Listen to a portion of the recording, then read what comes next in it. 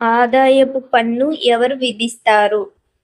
Option A రాష్ట్ర ప్రభుత్వం, option B కేంద్ర ప్రభుత్వం, option C municipality, option D bank. సరైన సమాధానం ఆప్షన్ బి కేంద్ర ప్రభుత్వం. భారతదేశంలో ఇన్కమ్ ట్యాక్స్ చట్టం ఏ సంవత్సరంలో అమల్లోకి వచ్చింది?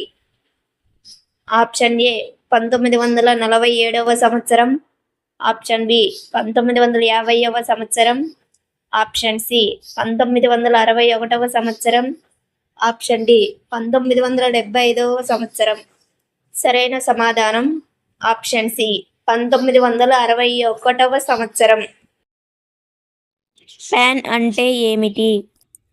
Option A permanent account number,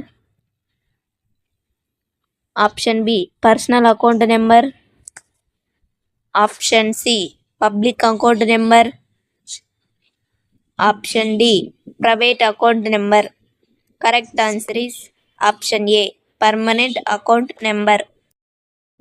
క్రింది వాటిలో ఏది ఇన్కమ్ ట్యాక్స్కి సంబంధించినది?